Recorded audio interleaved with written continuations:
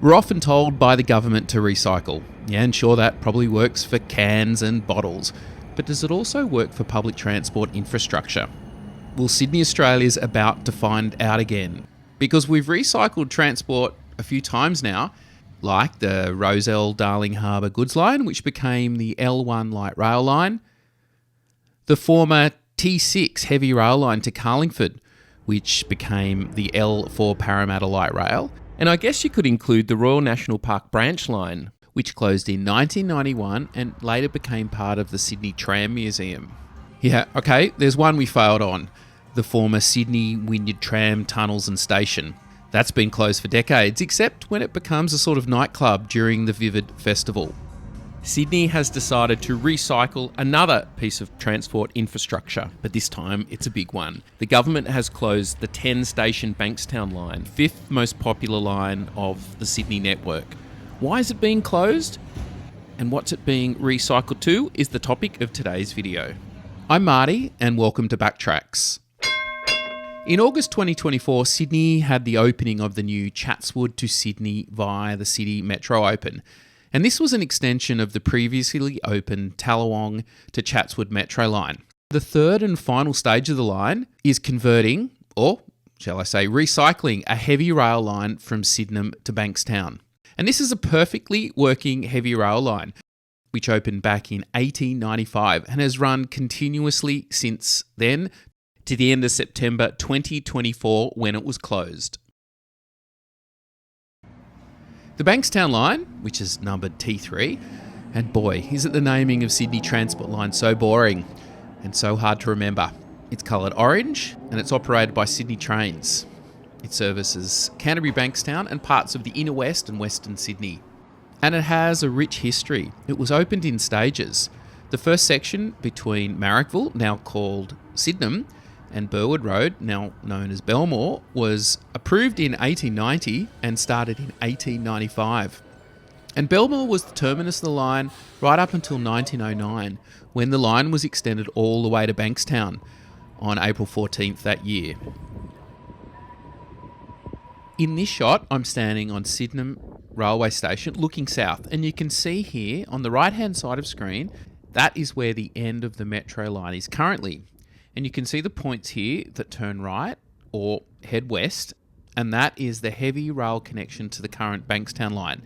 And these connections will, I assume, be severed, and that metro line and fence will continue through. And now, on one of the last heavy rail trains, we pass the XPT service centre as we leave the Illawarra line. And the XPT are actually the same as the Intercity 125, still in operation here in New South Wales and also in the UK.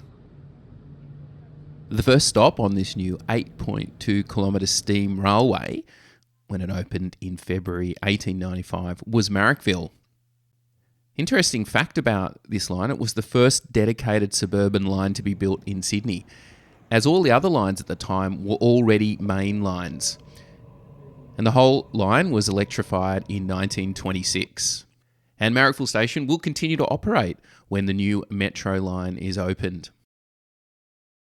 The next station on the line is Dulwich Hill, and it was opened as Wardell Road back at the same time as Marrickville in 1895, and it was renamed as Dulwich Hill in 1920. To the north of the station lie two tracks which are part of the Metropolitan Goods Line. Opposite the platform used to be a triangular junction that connected the Metropolitan Goods Line to a branch to Rozelle. This was removed in October 2012 for the conversion of the Rozelle line to the L1 Dulwich Hill light rail line. The next station we visit is Hurlston Park Railway Station, opened as Fern Hill in 1895 and renamed as its present name in 1911. Leaving Hurlston Park, we head west to Canterbury, and this was one of the most important stations on that new line. And as it was a key station, Canterbury, along with Marrickville and Belmore, were built with very impressive, near identical brick buildings.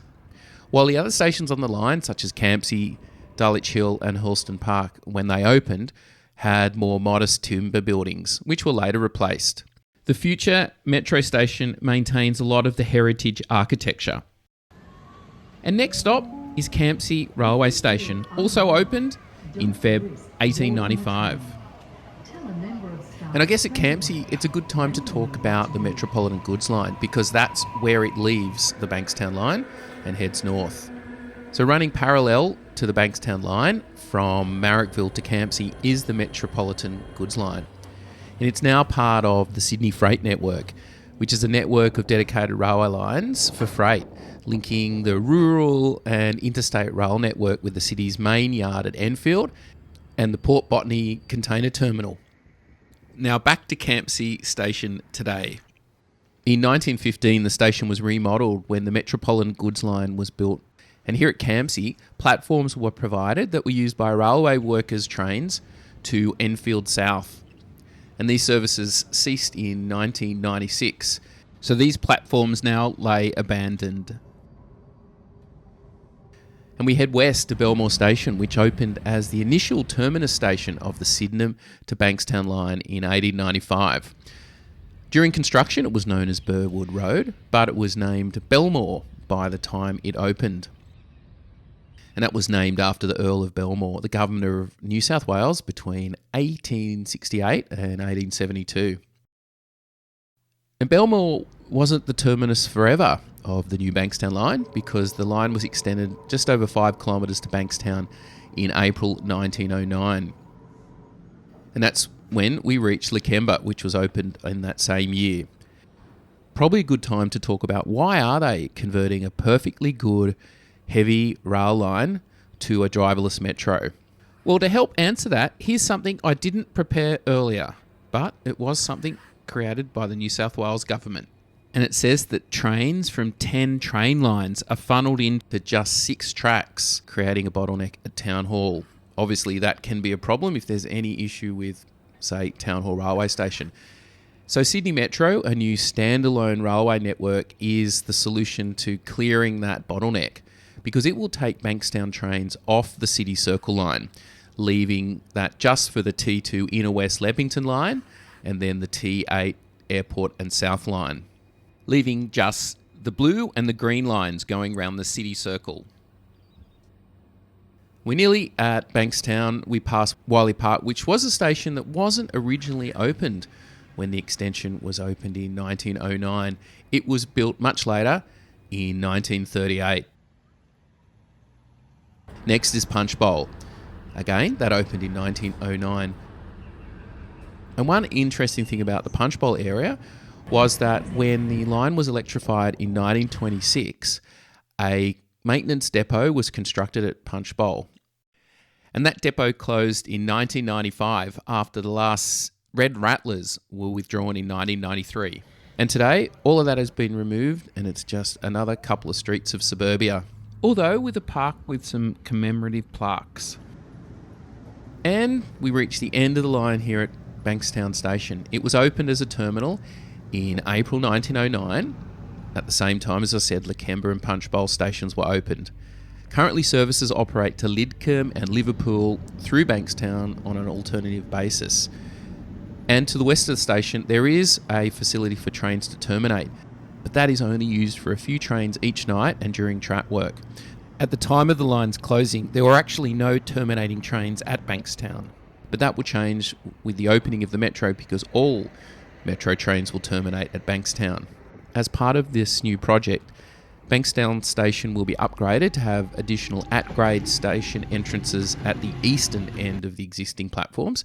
Currently, you can only access it from the western end, which will align with the Appin Way and Restwell Street. The new entrance will also provide access to the Sydney Metro platforms, which will be built or currently under construction. So there will be a plaza connecting both the Metro station and the heavy rail Bankstown Station. The existing railway station entrance on the western side will remain, and the existing platform is proposed to be retained and extended slightly westwards.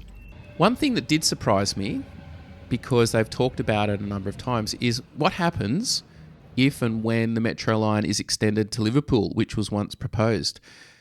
The way they've built Bankstown Station, that makes it nearly impossible because the two lines are not connected in any way. In fact, they've built buildings in between the two lines. So there you have it. the story of a nearly 130-year-old heavy railway line that is now no more. But the good news is that it's being simply recycled as the third stage of the Sydney M1 Metro line. And when I was speaking to one of the staff on the line on the last day of operation, a passenger came up and said, "Gosh, I hope all of this is worth it." And I'd have to agree with that. Thanks for watching, and hope to see you next time on the next Backtracks video. Cheers.